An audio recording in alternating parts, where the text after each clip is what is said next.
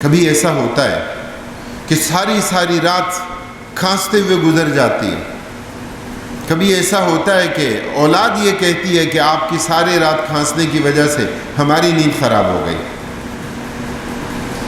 کیا فرمایا؟ وَلَا تَقُلْ لَهُمَا اُفٍّ وَلَا تَنْهَرْهُمَا۔ عام حالات میں تو کوئی اف نہیں کہتا، عام حالات میں اف کہنے کی کیا ضرورت ہے؟ اف کا پتہ تو تب چلے گا کہ جب ناخوشگوار حالت اور کیفیت کو دیکھو گے اور اس وقت بھی خدمت کے جذبے سے خاموش رہو گے، صبر کرو گے، خدمت کرو گے۔ تمنا تھی مجھے ایک کاش عمر نوح مل جاتی، میرے قالب کو ایک جبریل کی سی روح مل جاتی، بیاں کرتا وفات آمنہ کا حال حسرت زا، بیاں کرتا مقدس ہو گیا کیوں خطہ ابوا، بیاں کرتا کہ جب غربت میں یہ صدمہ گزرتا ہے تو 6 سالہ یتیم اس وقت کیسا صبر کرتا ہے، اور بیاں کرتا کہ جب اٹھتا ہے سر سے سایہ مادر، یتیم اس وقت آنسو پوچھتے ہیں منہ سے کیا کہہ کر، اس احساس کے پیش نظر کہ پہلے اپنے والدین کو دینا ہے، میں نے اپنے بچوں کو نہیں دیا۔ اور کیا فرماتے ہیں کہ میرے بچے میرے قدموں میں لوٹ پوٹ ہوتے رہے لیکن میں نے اپنے بچوں کو وہ دودھ نہیں دیا۔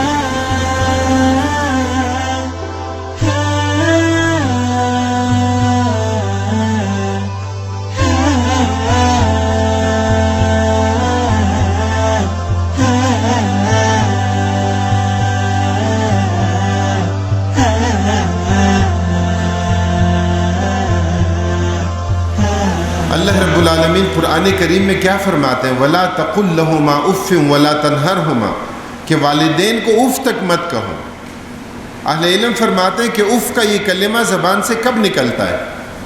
جب کوئی ناخوشگوار حالت دیکھتے ہیں نا، زندگی میں یہ مرحلہ آتا ہے کہ والدین میں سے کسی کے ہاتھوں پر راشا طاری ہو، کہ جب وہ اپنا گلاس خود سے نہ پکڑ سکتے ہوں، کہ جب وہ اپنی پلیٹ خود سے نہ اٹھا سکتے ہوں، کہ جب وہ خود سے کھانا نہ کھا سکتے ہوں، کہ جب کھانا ان کے لباس پر گرتا ہو، کہ جب کھانا نیچے گر جاتا ہو۔ زندگی میں کتنے مراحل ایسے آتے ہیں، اللہ رب العالمین سب کو محتاجی کی زندگی سے بچائے، لیکن کبھی ایسا ہوتا ہے کہ واش روم تک جانے کا وقت نہیں ملتا، کبھی ایسا ہوتا ہے کہ ساری رات کھانستے ہوئے گزر جاتی ہے، کبھی ایسا ہوتا ہے کہ اولاد یہ کہتی ہے کہ آپ کی ساری رات کھانسنے کی وجہ سے ہماری نیند خراب ہو گئی۔ کیا فرمایا؟ وَلَا تَقُلْ لَهُمَا اُفٍّ وَلَا تَنْهَرْهُمَا۔ عام حالات میں تو کوئی اف نہیں کہتا، عام حالات میں اف کہنے کی کیا ضرورت ہے؟ اف کا پتہ تو تب چلے گا کہ جب ناخوشگوار حالت اور کیفیت کو دیکھو گے اور اس وقت بھی خدمت کے جذبے سے خاموش رہو گے، صبر کرو گے، خدمت کرو گے۔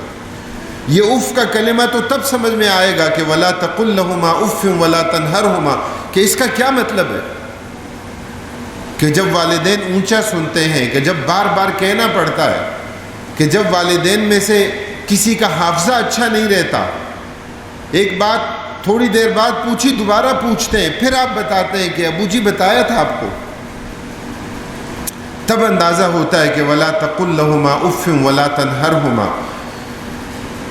اللہ کے رسول صلی اللہ علیہ وسلم نے تو والدین کی شفقت دیکھی نہیں، آپ صلی اللہ علیہ وسلم نے تو اپنی ایک حدیث میں اس خواہش کا اظہار فرمایا تھا۔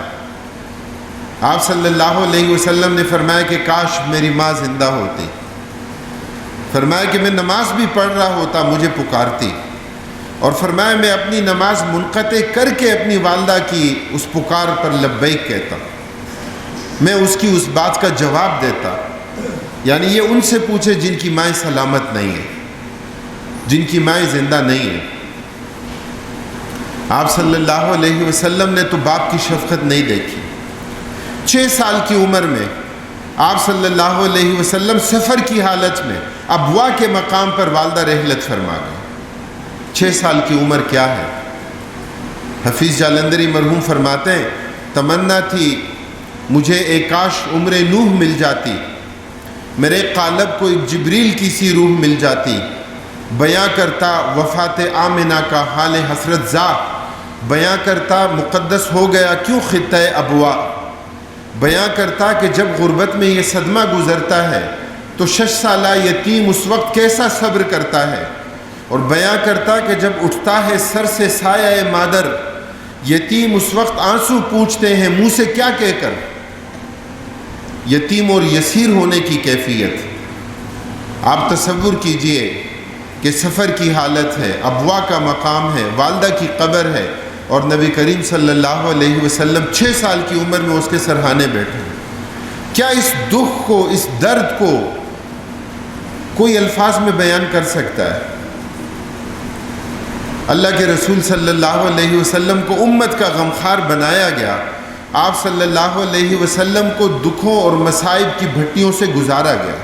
اشد الناس بلاء الانبیاء ثم الامثل فالامثل، فرمایا سب سے زیادہ آزمائشیں کس کے لیے آتی ہیں؟ انبیاء کرام علیہم الصلاۃ والسلام کے لیے آتی ہیں۔ دنیاوی ظاہری مادی سہارے ایک ایک کر کے اللہ تعالیٰ نے لے لیے، اس لیے کہ اللہ کے رسول صلی اللہ علیہ وسلم کو در یتیم بنایا، آپ کو امت کا غمخوار بنایا۔ اس یتیمی یسیری کا درد وہ محسوس کر سکتا ہے کہ جس نے جھیلا ہو، جو خود اس مرحلے سے گزرا ہو۔ تو والدین کے حقوق ہیں۔ آپ صلی اللہ علیہ وسلم نے اصحاب غار کا واقعہ آپ نے بیان فرمایا تھا۔ صحیح بخاری کی حدیث میں آپ صلی اللہ علیہ وسلم نے فرمایا کہ 3 افراد تھے، غار میں آ گئے، باہر بارش تھی، اندھیرا تھا، ایک بھاری پتھر اس غار کے دہانے پر آ کر لگ گیا اور غار بند ہو گیا، اور ان تینوں نے اخلاص کے ساتھ اپنا ایک ایک عمل پیش کیا تھا، اور ان میں سے ایک نے کہا تھا کہ یا الہ العالمین، کہ میرے ماں باپ معمر ہیں، بوڑھے ہیں، میں بکریاں چراتا ہوں، اور میں بکریاں چرانے کے بعد جب واپس آتا ہوں تو میں ان کا دودھ دوہنے کے بعد سب سے پہلے اپنے ماں باپ کی خدمت میں پیش کرتا ہوں، اور کہا کہ ایک رات مجھے آنے میں تاخیر ہو گئی، تو میں جب آیا اور دودھ دوہنے کے بعد ان کی خدمت میں پہنچا تو دیکھا کہ وہ سو گئے ہیں، تو کہا ادب اور احترام کی وجہ سے کہ ان کی نیند خراب نہ ہو میں نے انہیں جگایا نہیں، اور کہا کہ اس احساس کے پیش نظر کہ پہلے اپنے والدین کو دینا ہے، میں نے اپنے بچوں کو نہیں دیا۔ اور کیا فرماتے ہیں کہ میرے بچے میرے قدموں میں لوٹ پوٹ ہوتے رہے، لیکن میں نے اپنے بچوں کو وہ دودھ نہیں دیا۔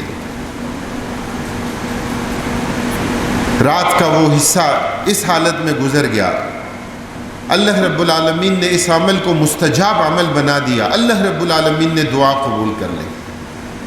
اب اگر عقل اور خرد کی بات کی جائے تو لوگ کہہ سکتے ہیں کہ بھائی یہ ہو سکتا تھا کہ والدین کے لیے جو دودھ الگ کیا وہ الگ سے رکھ دیتے اور اپنی اولاد کو دے دیتے، کہ اولاد کا بھی تو حق تھا، صرف والدین کا حق تو نہیں ہے، اولاد کا بھی حق ہے۔ تو عقل اور خرد والے یہ کہہ سکتے ہیں کہ اپنی اولاد کا حق بھی ادا کرتے، لیکن جو جذبہ پیش نظر تھا، جو احساس پیش نظر تھا، جو اپنے والدین کی خدمت کا احساس پیش نظر تھا، اللہ رب العالمین نے اس احساس کو قبول فرمایا۔